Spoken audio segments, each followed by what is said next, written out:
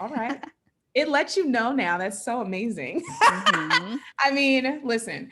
Mm-hmm. Hey everybody. So I know you haven't seen me in a while, but I'm so happy to be back. I had to take care of myself. And speaking of taking care of myself, I am here with Mao Buckett, and I'm just gonna have her introduce herself. Thank you. Thank you for giving me this space. I'm so excited. I know we've connected a little bit, so I am so down for the conversation that we're going to have. So, I am Mao Beckett. I am a clinical social worker by trade. I am also the owner of Reset and Resilient Wellness. And that is my therapy service business. In addition, I do coaching, so mindfulness mindset coaching, and that is through Reset and Connect. So, a little bit about me. I am a child of immigrants. Both my parents were refugees coming from Cambodia to the United States in the 80s, right after kind of like the hot mess of the Vietnam War. So that really trickled down into Southeast Asia. And I was born and raised right outside of Boston in Lynn, Massachusetts. So I'm a city girl through and through.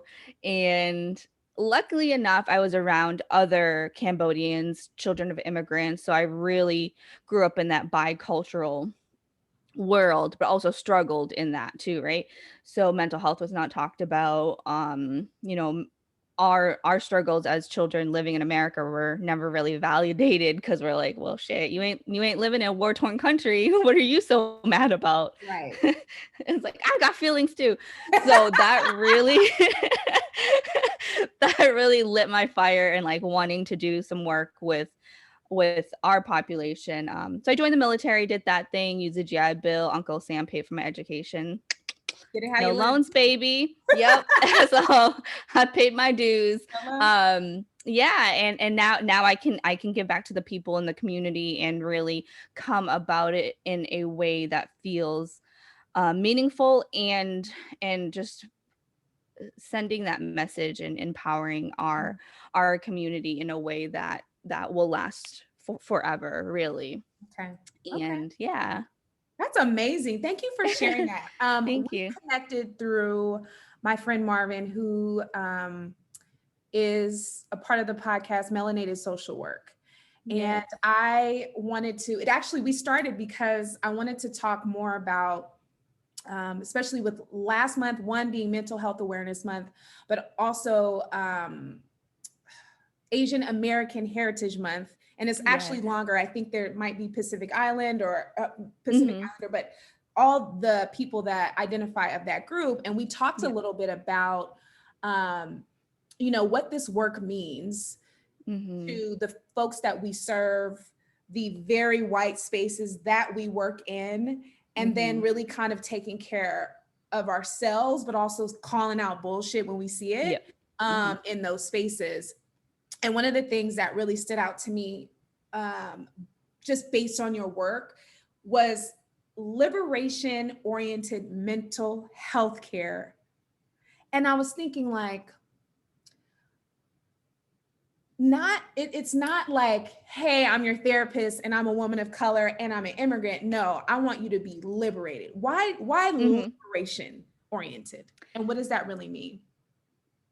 For me, it is taking that space and having that Chad energy. Like, like I deserve to be here.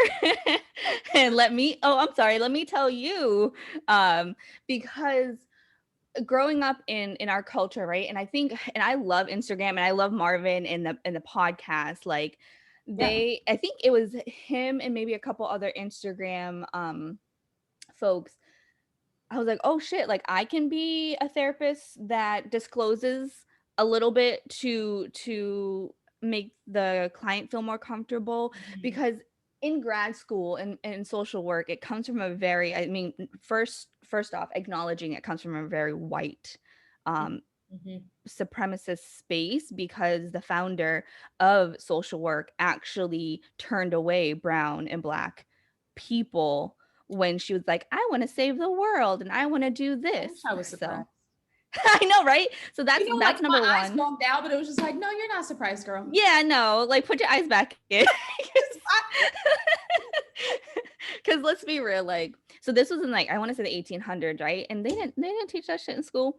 Hello. Um, Right. And so then, so when being taught as a therapist, they teach you like you're the expert. They may not implicitly say it, but they're like, oh, you're there to help the client and give them all these tools and do this and do that.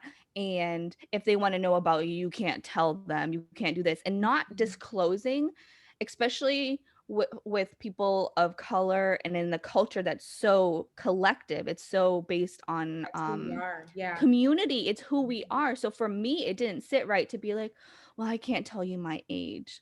Bitch, I don't really care. Like, I just want to make conversation. Like, Because it's I don't care. disrespectful. That's the thing. I don't care. Because honestly, either you're going to do the work and you're not. My age, how I look, Yeah. anyway, continue. Yeah.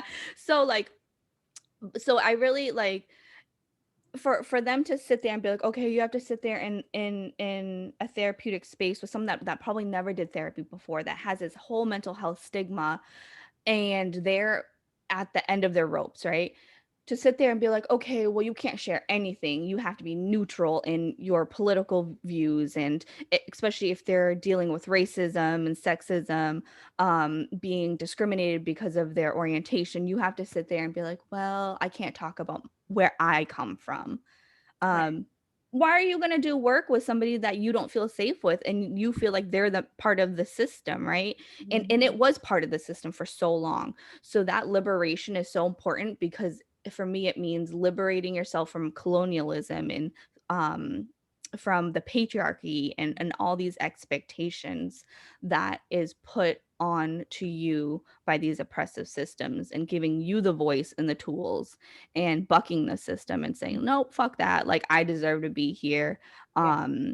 And I can't do that without acknowledging Who you are. what who you are and what the systems are, right? So and it was, none of this was taught, like, I don't want to knock my grad program because they were good, but it's a very biased and like one-sided, right? Like Yeah. most educational systems are. But all of this shit I learned through Instagram and through the therapists that put their stuff out there and said, this is who I am, this is who we are. And I really resonated with that. Mhm. So I love that. I there's, love that. yeah. You do find too, which I tell people this all the time, is like the whole colonialist idea, or the whole idea of colonialism, the manifest destiny, that this is mine because it's mine, that type of thing, Mhm. um, trickles down into what we see in patriarchy, homophobia, Yeah. capitalism, all the isms.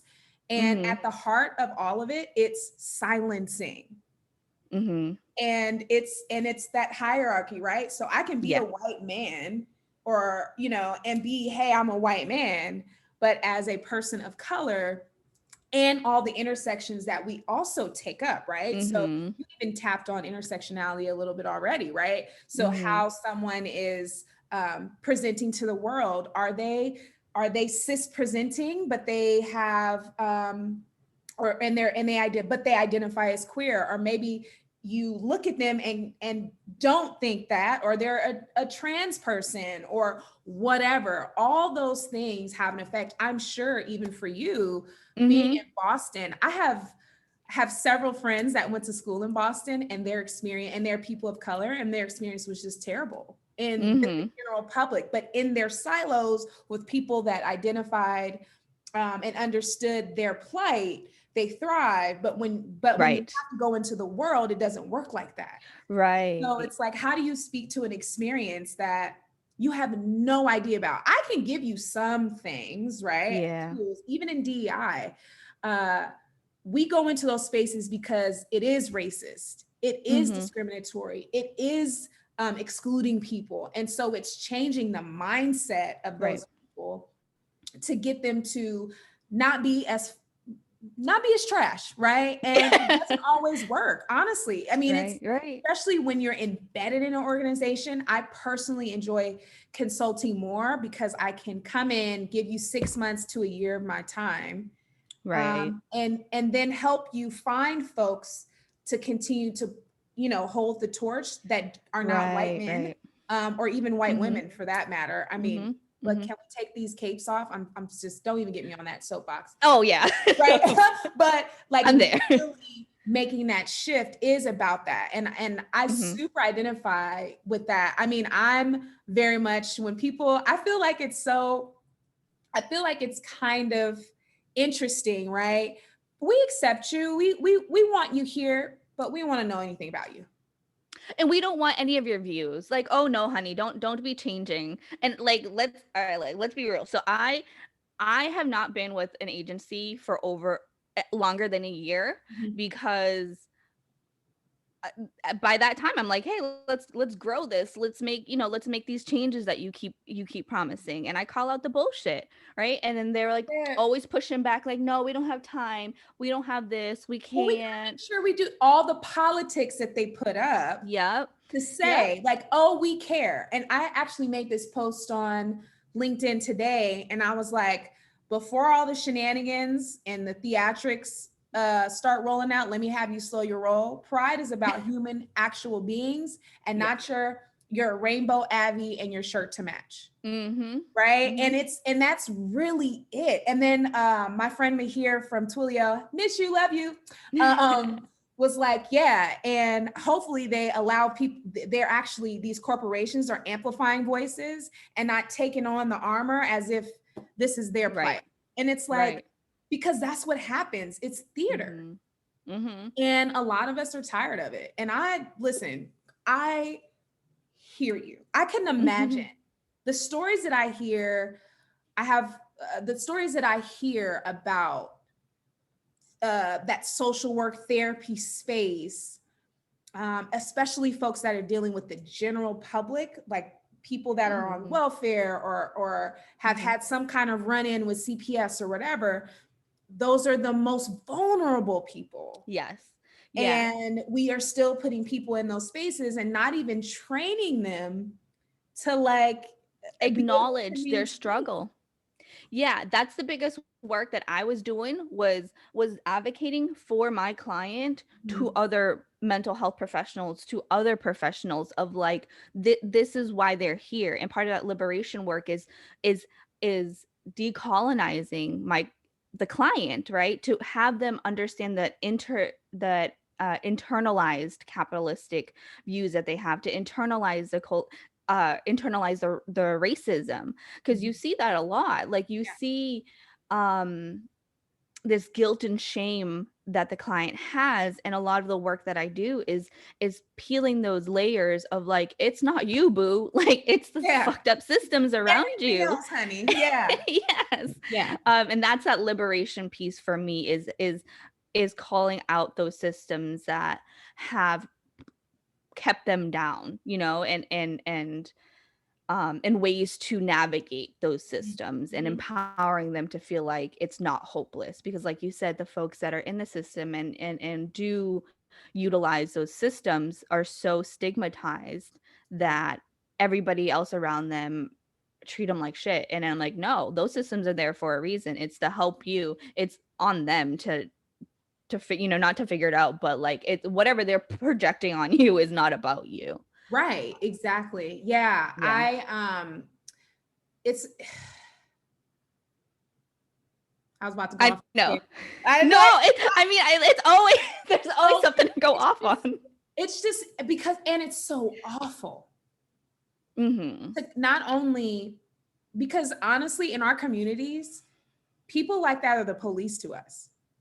Even if you're there to help, it's like, why would I share anything? Yes. Yep. Why would I tell you that my parents are abusing me? Yeah. Why? So you can take me out of here and then I'm in foster care, or, and then we know how foster care works, right? Absolutely. The school to prison pipeline is enough to just blow anyone's mind. So then we add all these other little intersections and you say you're helping. Right. You're not. You're coming from a place of privilege. Yeah. And you're coming from a place of saviorism. Like, this white savior complex. I'm like, anytime I meet a new like counselor or a new colleague, I'm like, listen, I'm not a healer. I'm not a savior. I'm here to help and I'm here to sit with. Better work. Yeah, like, and I always fuck around. I'm like, I'm not like, listen, my clients, I respect you, but I always fuck around. I'm like, listen, I'm not Captain Save-A-Ho. Like, that part. like, I don't have the capacity. Who the fuck is I to be able to help it or to save someone or to fix someone? No, But that's honey. what they expect. And that's so fucked up. Like, okay, we're gonna get into the topic, but I just want to cap this off. This is a perfect segue because I'm starting to think that they're letting us be in these spaces in order and to allow it to beat us down to submission.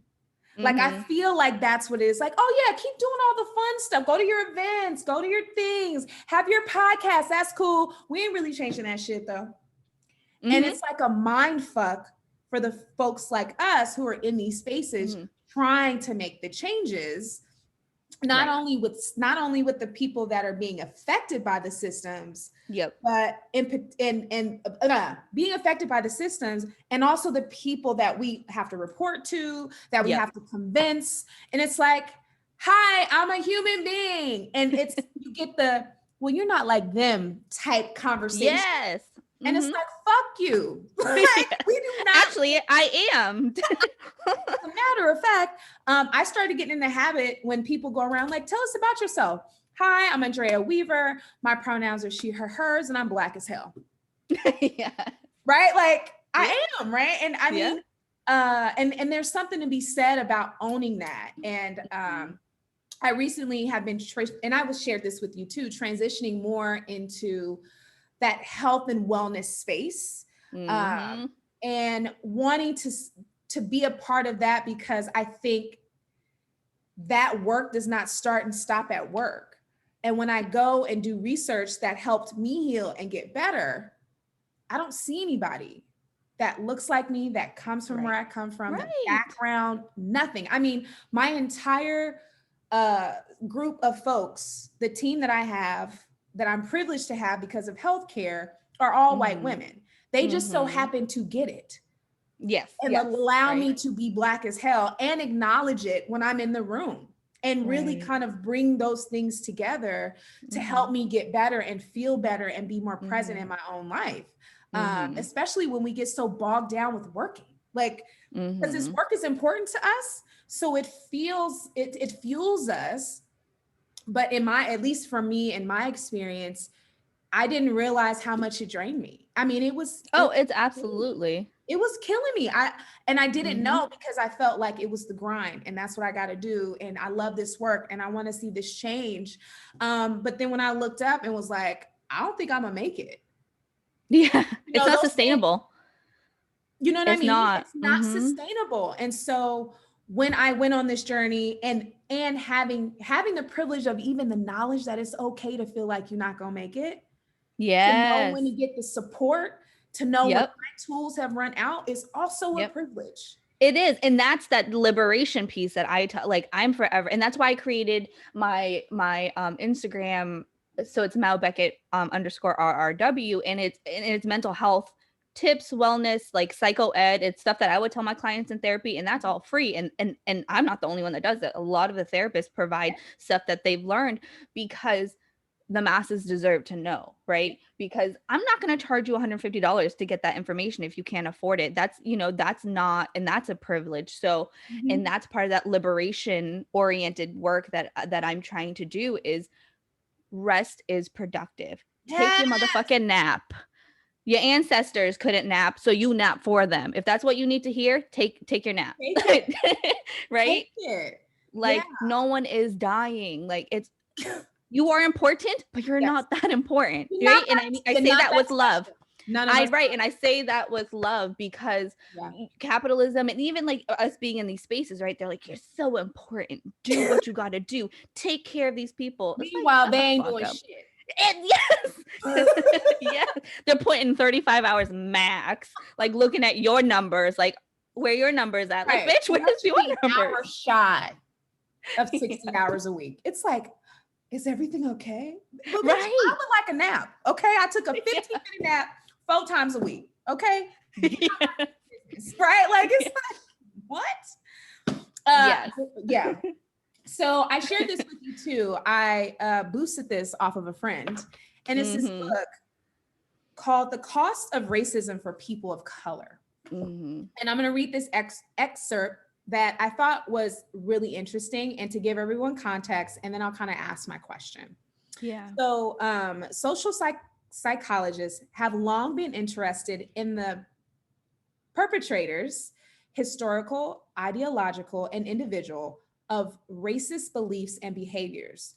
But researchers have spent far less time investigating the experiences of the targets of racism. What are the effects, everyday and long-term, physical and psychological, for people targeted by racist acts and ideologies?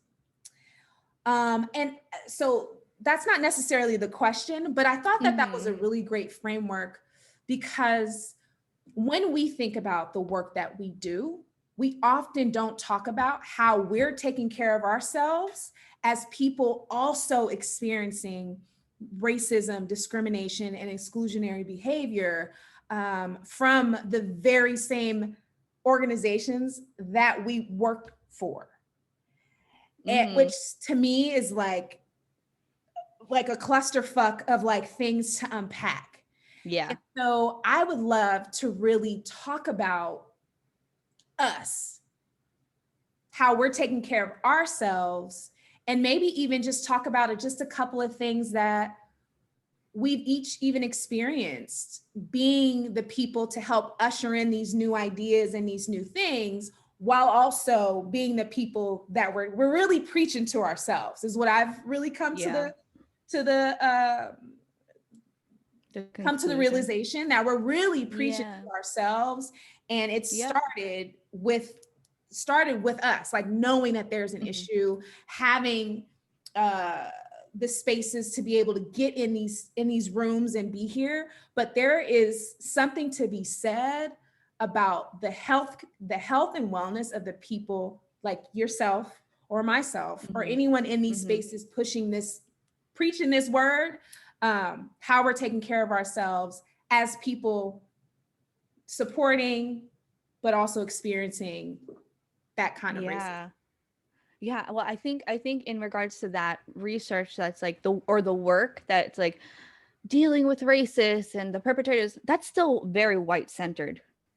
Yep. So we're still centering all of that stuff around these white people that have indoctrinated one another and the whole world, right? If we think about going back to the globalization and colonization of Africa, China, literally the world, motherfuckers are writing pamphlets of like how white people are superior, and that just trickles down, and that's so ingrained and innate in society. Boston's racist as fuck. Like y'all ain't progressive. Like you're progressive.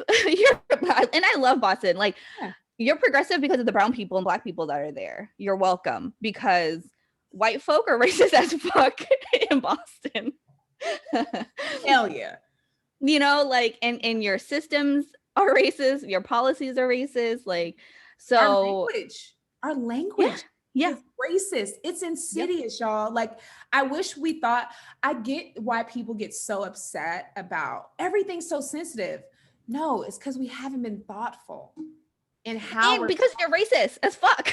Yeah, but even how we even hurt ourselves. Yeah. Right? It's so language is even insidious to continue, that continues to carry those narratives that you just talked about. Right. And it gets so watered down, right? So like the power of the language 3 generations ago, it gets so watered down because it's being used so much that you don't even recognize it. And then when people get called out, they feel like shit and guilty, but then they don't know how to verbalize or acknowledge like, oh, I used that word because I didn't know. But instead of owning up to it and recognizing it, they're like, no, you're wrong. You're being sensitive. It's offensive. Well, and then for somebody to wake you up about you. I shared this story often, but I'm sharing it with you. Having to really confront how I thought about trans women. And the words that I was saying to continue to perpetuate the violence that they experience. It wasn't a conscious effort, but it was unconscious. And that's the problem. Like, you're unconscious about someone's life. We're talking about lives. Yeah. I think that's a lot of the work that needs to be uncovered also is the unintentional, because that's another piece that we can be also defensive about is, oh, well, I Mhm. didn't mean to. Okay, but I was still offended, I Yeah. was still hurt, and I'm trying to have a conversation about it. Mhm. I think we can, thinking of how we are in these spaces too, I think really coming to the place that this is humans' business and it's always growing and evolving. There is going to be a time when you're wrong, even when Yes. you're a person of color, even when Yep. you're in any marginalized group, right? Are we Mhm. supposed to say marginalized anymore? I forget. I mean, I haven't seen anything Okay, cool. I that think it's I says we think it's some shouldn't. other word that we're not. I try to be, listen, thoughtful, okay? But Again, any exactly. of the groups of folks that have been Mhm. disparaged against in this country Right. or the world in general, we too have to confront a lot of the internalized shit that we have received, Mhm. uh, Mhm. and be okay with making mistakes and saying, hey, I fucked up. And a lot Yep. of times we just don't know. All we can really do is kind of have that as a caveat. Yeah. And I feel like just because I'm a black, like me, I'm a black lady. So I get to say and do anything. Right. Absolutely not. There's certain shit, there's certain words that other people own, and I Mhm. can't use it. It's not for me. Right. Mhm. And then there's some stuff that I own and it ain't for Mhm. y'all. Like it's not for you. Right. And it's not about excluding you, but it's a Right. part of the community that you have already you've excluded us. And so we've created this community amongst ourselves, Right. um, to try and keep afloat. Yeah, That's and because we're always trying to find that community, right? And that tribe, because if you're not part of something, again, by nature we are a community-based species. You're not thriving and surviving if you're doing this by yourself. So you that's have to find, right? You have to find the people that 100% support you and it. will accept you. And it's navigate but how do you do that in a society that keeps you down for so long, Yeah. right? So it's just, I think we're all we've been in survival mode for so long that we're now just kind of waking up, right? We're not silent anymore. We don't feel like we have to be silent anymore. And what always pushes me is kind of going back to like, how do we care for ourselves as a people of color and as a recipient of the racist trauma? Don't be silent. Like, you don't have to be silent anymore. My ancestors and my family had to be silent to survive because they were coming into a whole nother country without any skill, without anything. I don't know how they did it, but I can be that voice now. I have nothing to lose. Like, I'm a citizen, baby. I was born and raised here. What are you gonna do? Like, Yeah. so Yeah. I think too, there's a loneliness to this work. hmm Because the spaces that you and I or people like us take up, there's not a lot of people that look like us or have our experience, let alone being women. It's hmm it's really, it feels really lonely, hmm when you're embedded in an organization. When you branch off yes. and you're like, fuck you, I'm out. I'm gonna do this somewhere else. That's different, right? But Right, even that right, transition, we do that because we don't feel how did you hire me and you still don't see me? right. Right? Like Right. that's the weird shit. Like it's like being constantly gaslit. Yes, It's a absolutely. hamster wheel of being gaslit, Mhm. um, and trying to push these things. And so I guess my question, or something that I've been really pondering is, how do we make sure, not as clients to say a health coach or a therapist, but I mean us as you, a therapist, how do you take care of yourself? For me, it honestly, I mean, it's finding that community. It's getting these words of affirmations from other people that are in the same situation, because even though we're siloed in our own agencies or work related, like, we're not the only ones, right?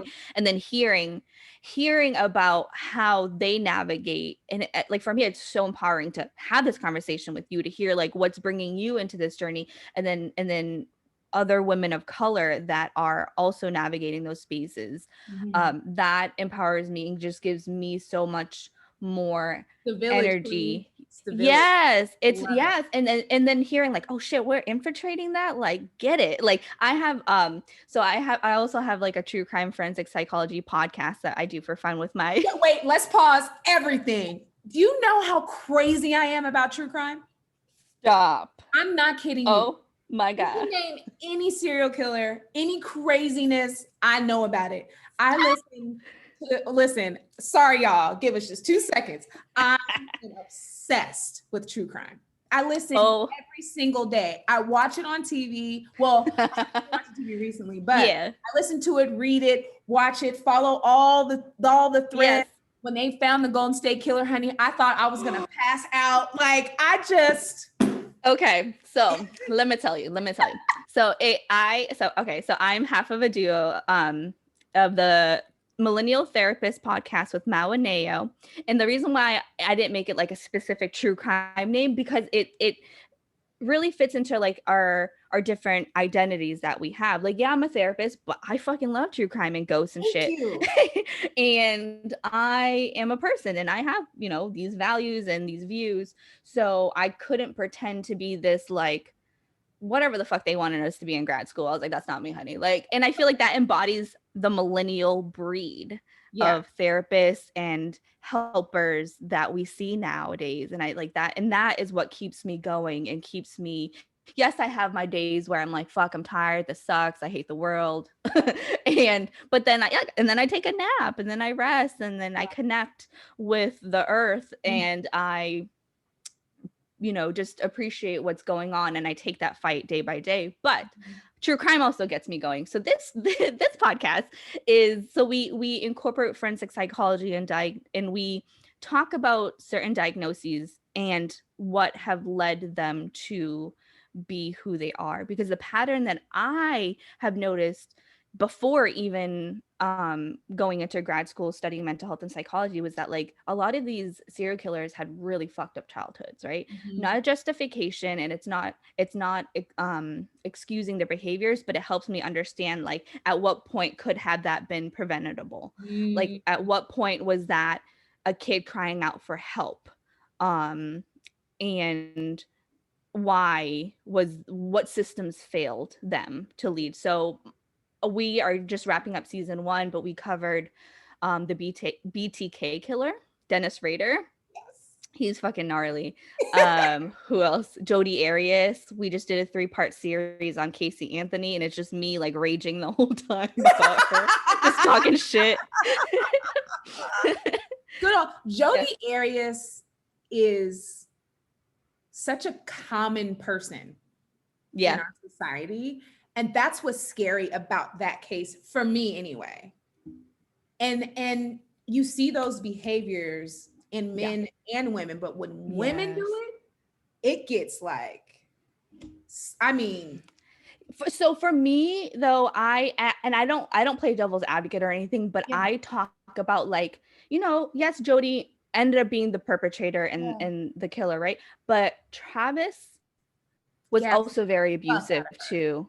So let's talk about that. Like that shit was abusive as fuck. So again, I don't speak to like, oh, but you know, because of this is why they do it. I said, let's also consider where could we have had help for her.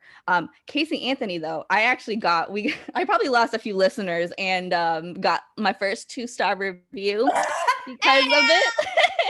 Because I was like, listen, white women are hella dangerous to people of color because they be calling the cops for nothing. San Francisco passed that bill called Karen with a C.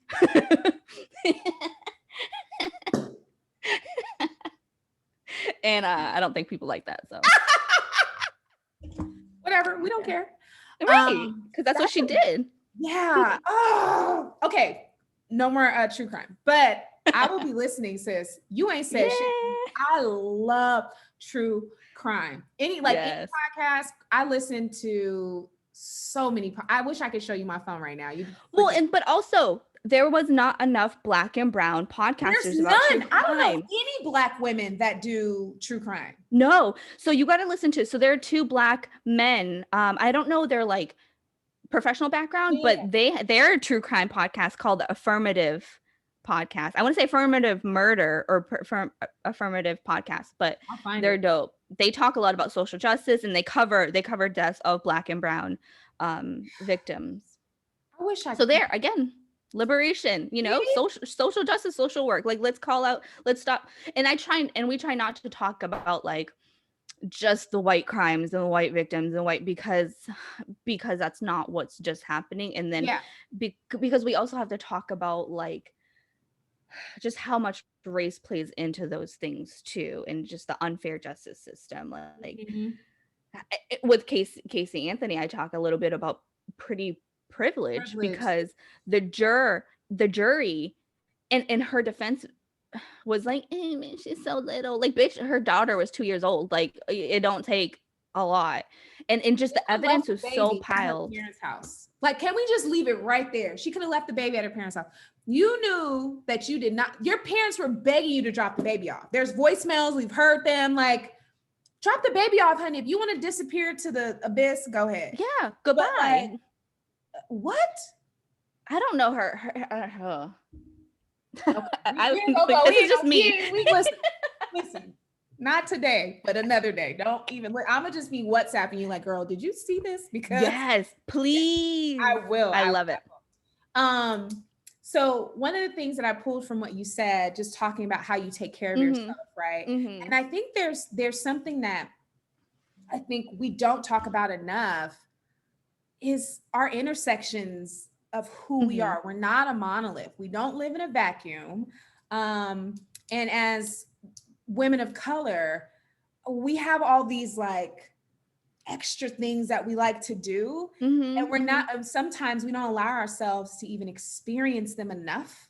Yeah. To help fill our tank, our love tank up, right? Right. Or even feeling worthy of rest. And that's, hi, I'm talking to me, feeling worthy of rest, being nervous when I had a day off, feeling like everything's on fire all the time, so I need to be on all the time. No. Listen, y'all were racist yesterday, so 5 days of my vacation ain't gonna, like, hopefully some shit happens where you can either get the stew in that, or you get better. But either way, who cares? 5 days ain't gonna kill you. Last year was the first time I ever took a vacation more than 3 days. Wow. And it was the best thing I could have ever done. But I should have been taking more. I was losing time. So I would be like doing stuff at home, working, and then I'd like wake up on my, not wake up, but like come out of it. Sitting on my couch, and I'm like, damn, did I even have meetings? Did I miss a meeting? Like I mean, just mine is just like gone, and I had to take the time. Yeah. So I've acknowledged that, like, that's autopilot, and we have to go into autopilot for survival, right? Because our ancestors and our people had to go into autopilot to get through what they had to get through. And I think that goes back to like coming out of that autopilot. So for me, I've learned to do that through mindfulness and meditation. And I think, and I really love connecting with you, because that's a piece that I want to bring to our community, is also decolonizing wellness and decolonizing this, whatever the fuck has happened in the Western world of like white women taking over wellness, right? Like, it looks like, okay, let's just be real. Wellness looks like lily white, fairy ass white girls that have no cares in the world. Rachel Hollis, like, fuck you. And that's fine. There's a market for y'all, but the market is so overwhelming. It's disheartening. Yes. For women that want to get into it, you're like, how do I, it's just another like higher, like a power struggle, like, how are you? And then one is like, how are you going to teach me about yoga when you approach yoga as if you know everything? Yeah. Beginners classes Okay, downward dog, this and that. It's like mountain pose, and you're just standing there like, what the fuck is everybody doing? Meanwhile, Yeah. right? It's all like the wrist injuries and the your muscles in your feet, and like there's injuries that happen in yoga because people are not having fundamental conversations Right. with people, not even prior. They're not holding fundamental courses. Right. I mean, and that's what I want to do, and I will be doing that. So I'll let you, girl. Yes. But even talking about nutrition, Yes. in its entirety, it's not just your plate.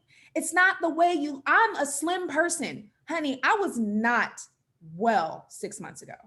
I'm talking about lost 20 pounds out of nowhere. Was barely sleeping. I told my sister, I was like, girl, if somebody chased me down right now, they were a serial killer was running behind, I just lay on the ground because I can't run. Like I know, you know, and looking at health is your connection to your body. Yes. Listening, hearing your body tell you it's time to eat.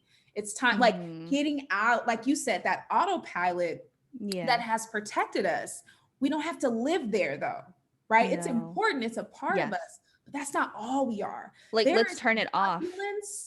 To our ancestry, and we fucking deserve some rest. If don't nobody deserve rest, it's us. You know what I mean? Hello, as a one, and then for people that have gone, I'm even like, honey, the menstrual cycle situation, like I need time off. Okay. I be telling people, I'm like, listen, like my like 75-year-old colleague, I got some lady things going on. I'll be at home. He's like, oh, okay. I need a day. Okay. I'm not having a good time and I'm going to cut somebody out. But like just simple things like that. They don't seem accessible. I was doing a little bit of market research, and other white women don't even feel comfortable. Right. They're like, why having a doula doesn't seem accessible. Going to yoga or having a mindfulness practice does not seem doable. And just like working out and going to the gym doesn't seem doable because everybody you look at is either lying to you about what their body really is, or they're obsessed and they spend 2 hours in the gym. What mom you know has 2 hours to fucking spare? And they have the privilege to do it. Right. Exactly. And it's not privilege. It's actually small things over time. Yes. Right. It's getting up in the morning and having 5 minutes to yourself and having a lemon, having a lemon squeeze in your water, drinking that water down. That's fucking self-care when you get up in the morning, right? And for me, like I really reinvented self-care after being a new mom, right? Like, so taking a shower was self-care. I would have never looked at that shit as self-care. I would have been like, it's taking a shower. But people don't even have the time to do it, or they don't give themselves the time to do it because they're always on that grind and hustle mode. But it's like, that's not sustainable. So like you said, and I think we've talked about it earlier, is like having the permission. Like we should not have permission, we shouldn't need permission, but permission is what we need for ourselves. You don't need permission from anybody else. You need permission from yourself. And you know where that comes from? The village. Yes. The village saved me, y'all. Like I'm dead ass. Like it was just like, okay, what's the plan? What you need me to do? How can I help? Oh, you said you ain't gonna do that? Cool. Well, we ain't gonna do that then. Right? Or, like, it's a solidarity. Right. And it's sad, but it's true. I really didn't feel like I had permission to rest. Because again, we have to acknowledge that we've been fed this narrative to survive, not only for us, but for our future kids and our future generations, because of the oppression that our ancestors have dealt with, right? So if you rest, you fail. But they have already set this foundation for us to thrive. So we've learned to thrive in a different way because of the privilege that they put for us. So take that motherfucking nap for your ancestors, honey, right? Take a breather, take 5 minutes, because there is nowhere else you need to be. And this is part of my mindfulness practice that I tell everybody, is there is nowhere else you need to be but right now. So wherever you're sitting, allow yourself to be here and there. Don't think like you will think about it, but whatever, like you're thinking about what you need to do in 5 minutes, say hello, come back to your body. Like that is where you need to be. No one's dying. Nothing's on fire. It's a muscle. that we're not used Yes. to flexing. Yep. Like Yep. y'all, let me tell you something. I had to schedule time to time to Mm-hmm. get up out of my chair, and I'm not kidding you. 3 times a day, 3 minutes of just mindful silence. Maybe I Yes. didn't meditate, maybe I did, but it had to be silent. And Yep. I'm telling y'all, that 3 minutes went, I swear, I was just like breathing, like doing some deep breathing to like get present. Yes. It felt Yep. like it was like 5 seconds. And I Mm-hmm. was like, my alarm's going on. Like, what the, but, and then I upped it to 5 minutes. And then it Yeah. was 10 minutes. And 10 minutes is my sweet spot during the Yeah. day. Yeah. But I had to really prioritize me like I prioritize Yes. everything. Yes. And that's just 30 minutes, right? So I Mm-hmm. go and get and it's planning, right? So it's I got Mm-hmm. apples and stuff sitting over here. I always get a bottle of water. I haven't been Yep. drinking, so my counter to that is sparkling water. So I Yeah. like to doll it up. I got like, I Yeah. also have Bloody Mary mix, so I put Nice. club soda in that. Like but those are the things that make me happy and make me Yes. feel present, like when Yes. I'm really present, but I'm not. And I still, even as a DI practitioner, and I tell people this all the time: go get you some rest, have your time off. As a health coach, take care of yourself, sleep, mindfulness, have a well-rounded, all the things. I Mm-hmm. still, in order to prioritize my own life, I have to schedule it. It has to Yeah. be in my calendar, because Mm-hmm. I will just go on and on and on, not be sleeping. I had to adjust my, now I'm talking about self-care tactics for those of us in this work. So let me just, Yeah. I'll just segue into that. But Yeah. scheduling time for me to do those things is so important. Mm-hmm. The other thing that I started doing was, what do they call that? I love information. So Mm-hmm. Mm-hmm. what happens to me often, so there's this article that you should read one day. I'll put it in the link and all that stuff. But it talks about how some people have an inner monologue and some Mm-hmm. people don't. Mm-hmm. I don't. So me talking, like I don't hear a voice to like think about things the way someone else might. And that's not Sure. necessarily bad or good, Right. but my personality, I ideate out loud. Mm-hmm. So I was feeling, so not only is it stress, not eating, not sleeping, but now I have all these ideas, Yeah. and That needs to get out. and they need to get out and they need to get done immediately. I'm also an executor, Yeah. right? And I Yeah. have to just keep a notebook, no joke. I keep a notebook in my purse just to like, or keep it with me really close. And I just write shit that I'm thinking about, Wow. because it Yeah. honors the thoughts, but it Yeah. doesn't mean I got to do it now, right? Right. Writing a list of things that I know I got to do the Mm-hmm. next day before I Mm-hmm. go to sleep gets it out of my brain and helps me sleep better, right? And if y'all notice what we're talking about, even like you said, taking a shower, when I was down, brushing my teeth was like, Oh yeah. I was like, I Yep. can't, why would I do that? Like, and it sound like, and I'm a hygienic person, but it has Of nothing to course. do with that. No, it's that physical toll that is taken where you're just tired like all through all your elements and systems that yeah, like so I think it's important like you're saying is doing all those things are preventative work, right? Self-care is prevention. Self-care Mm, is not selfish. You're doing it so your tank is not ever too full because once you're too full you have nothing else to give. So or even just like I don't even want to say give, but you can't if it's too full you can't take either, right? Like you can't um you're right. not as adaptable and like flexible. So Yeah.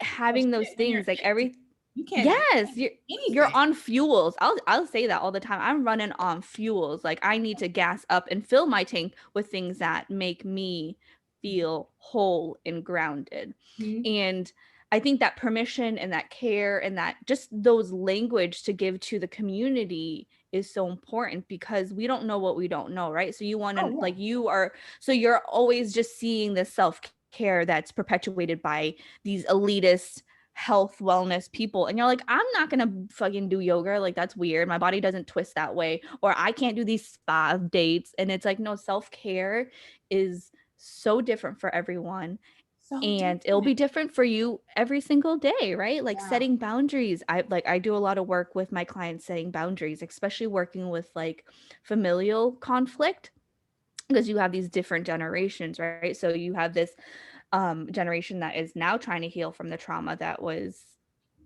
passed down from other generations, but that generation's like, what are you doing? Like, we're fine, don't do that, because change is not easy. So setting boundaries is self-care. You don't have to buy nothing, it's free to set boundaries. So Hell starting off yeah. there, right? And that's setting boundaries in so many different aspects, setting boundaries with your time, with your emotion, with your physicalness, romantic boundaries, environmental boundaries, work boundaries. So yeah, there's a lot of work and so much power in doing that. Yeah.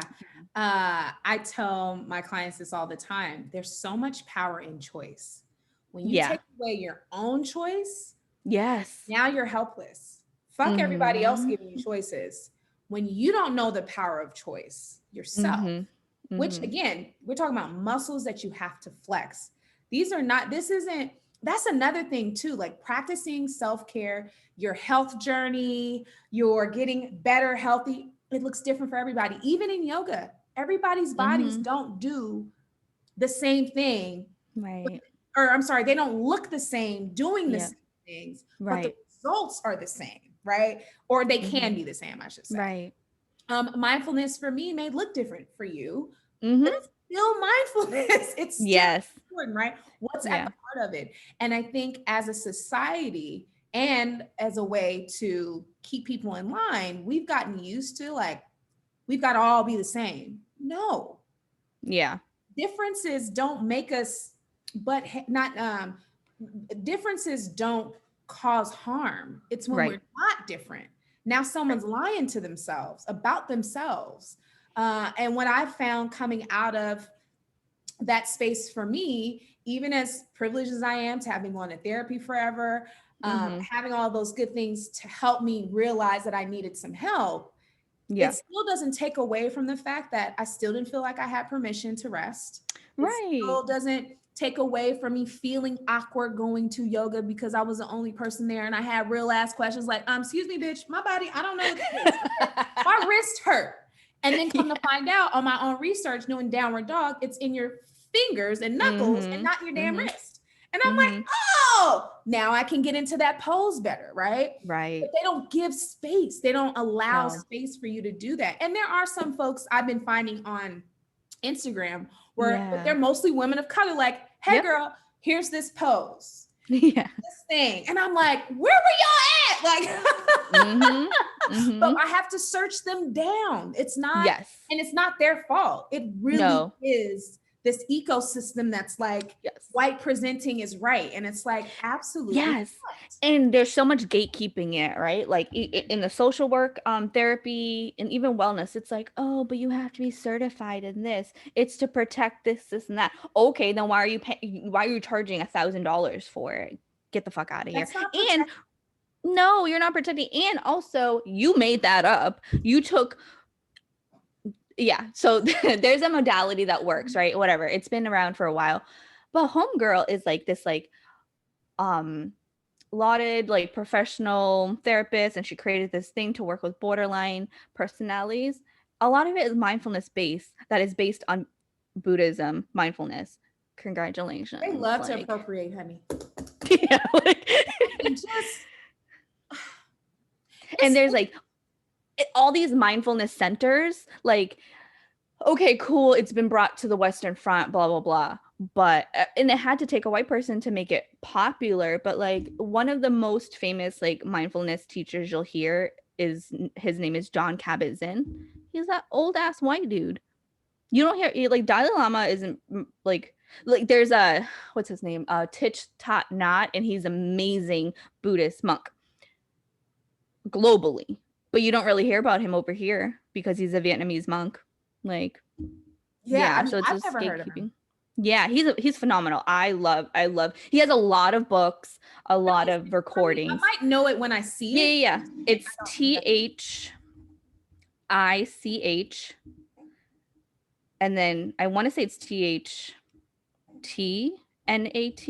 I'm so sorry if I spelled It's it wrong. okay. We'll figure it out. I'm gonna try to put it in the notes right. He's awesome though. Yeah, no, he has a lot of work. And he was really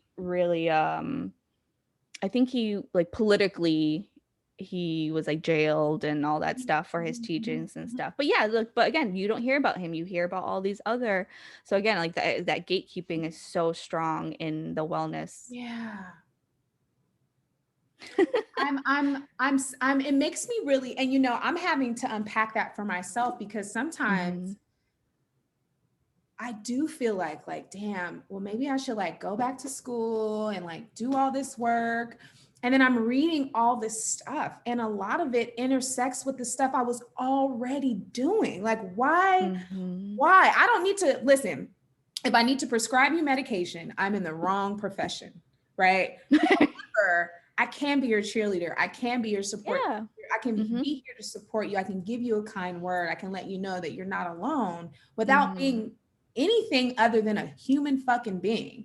Right. Did I read a little more? Maybe, but that doesn't necessarily take away. I could not read and be able to do yoga and teach it. Right. Right. I could not know how to read and never seen a college in my life and be amazing with mindfulness. Right. I can even doula work. Like I'm a probably second, third generation doula. Wow. That came from, and that was before it was recognized. Now, Medicare in California in 2022 is recognizing doula as healthcare services. Wow. Right. And I'm like so stoked because it's just, when I had my son and having that knowledge, it was no fooling around.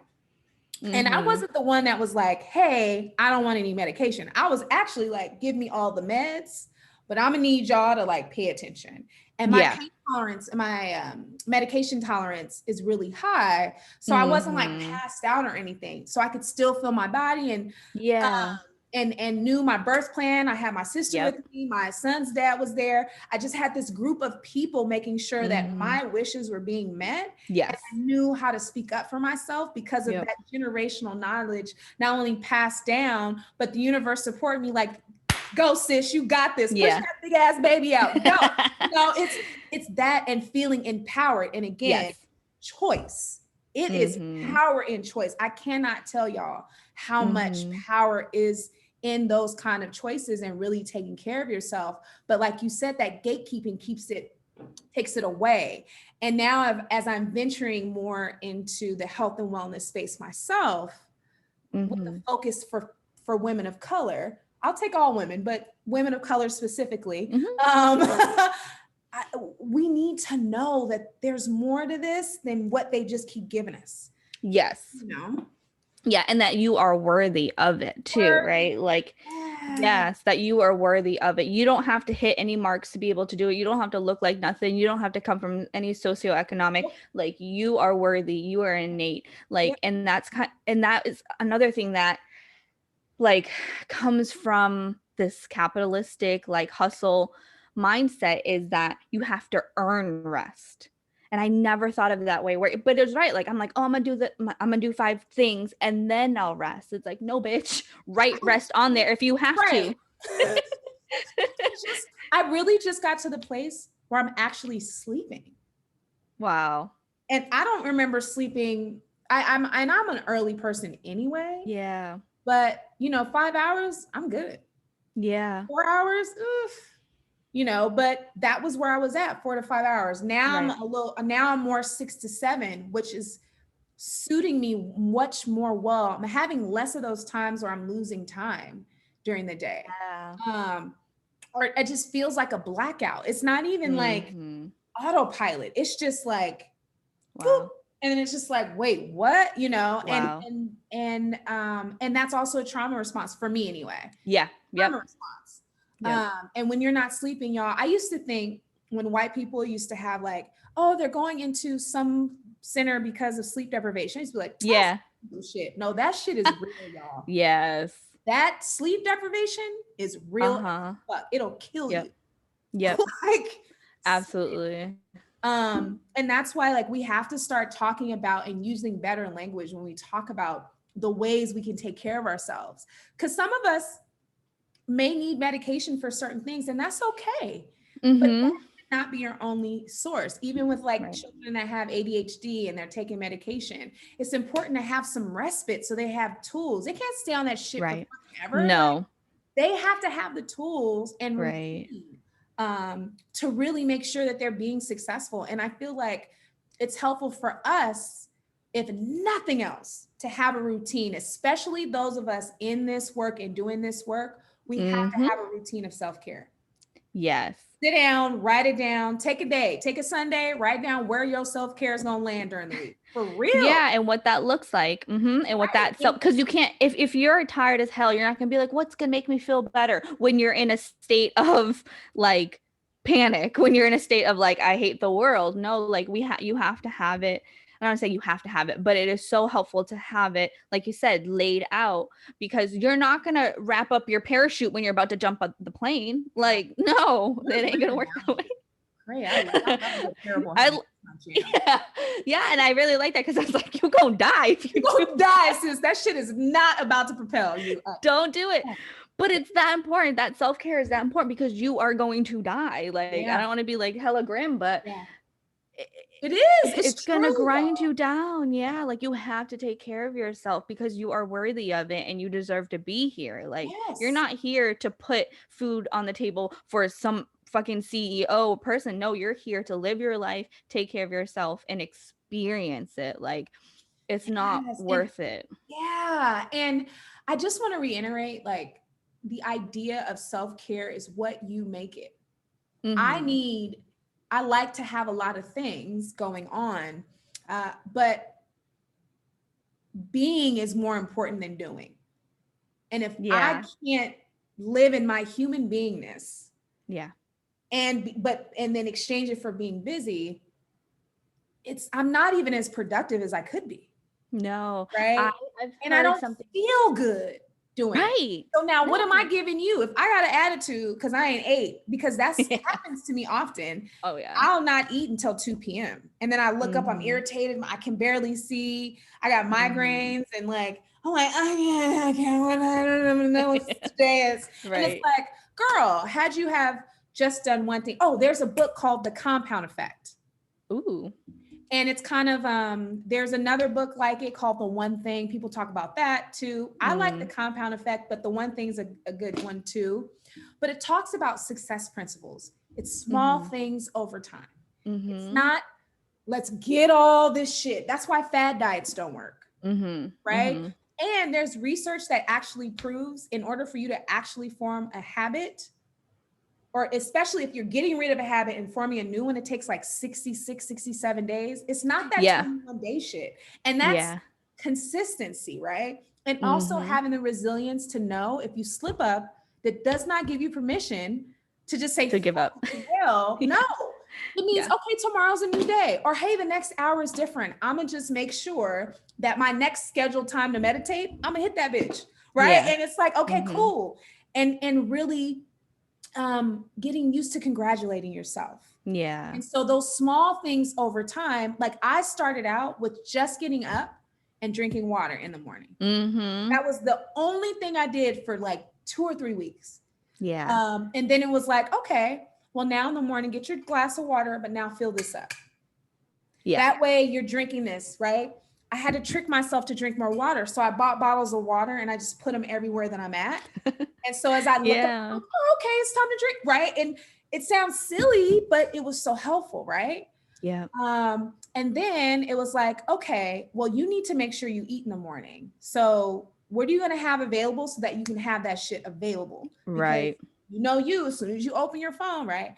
Or, but it was over time. I did not, and I'm still adding things to my routines during the day and ways to help me, because I will flip the fuck out in Walmart right now. Still, I hate Walmart so much, but I love it so much. I hate it, but I love it. You know, and but those are things you're always, like I said in the beginning, this is the human's experience. And particularly for us who in our back of our minds, we know it all. And so when we don't use the tools that we know, we need reminders. And so those small things over time is what's going to save you. It is not, and I repeat, not doing everything all at once, going on a bender. Benders don't last. Right. So you gotta prioritize. And like you said, like when we're in these spaces, we're constantly having to convince people like to do. So now we got to do that so that we can have something to give and then even experience to speak to. Yeah. I think that's a powerful, and that's like a big piece that keeps me doing what I do is I can't tell people to practice self-care when I'm like a hot ass mess. Like no one's going to listen to me, like, and it's going to come off disingenuous. Yes. They're going to be like, do you do it? And I'm like, well, no. Like, hell yeah, bitch. I meditate for That's the first thing. It's not the first thing, but no, I still schedule my meditation time. Absolutely. I have like, I also have like a planner and knowing yourself too, right? Knowing what works for you. If you're the type that's visual, having a, visual planner, if you like timers on your phone, using that. But I do this work with, not now, but clients. It's called the wellness plan. And it's knowing what you look like when you are not in a good space and knowing what you look like when you do. Like you said, having awareness of like, I get mad, my eyes cross when I need to eat, like I don't brush my teeth, like right. Stuff like that. You have to acknowledge for yourself, because you can't regulate what you don't know. You can't give your body what you don't know what your body needs. And I think, again, that ties to the shit that we've gone through generations of being told that you're not allowed to have control over your body, right? That because it didn't belong to us. Exactly. It didn't. Nope, it did not. Or that you're not worthy of it because you haven't done this, and this to earn it yet, right? Yeah. I still have to. My husband is a white Tennessean man, right? So yes, he comes from a certain privilege, but he grew up in the mountains and the farms, and he still says, oh, I'm feeling lazy. I'm like, rest is productive. Shut your ass up. Yes, we don't say that here. Shut your ass up. I'm stealing that. I swear you about to see me use that. Rest is productive. Shut your ass up. Yeah. And he'd be like, I just need to feel my feelings. I'm like, go ahead, but we don't use lazy here. Like, ain't nobody lazy. Oh, that's another good tip. And we're at time, but it's another thing too. Being careful about what we say about ourselves. Yes. Mm-hmm. Because it's not manifestation, all that stuff. But even if you're not hippy dippy woo woo woo, calling yourself lazy when you're just tired, keep that cycle of anxiety up.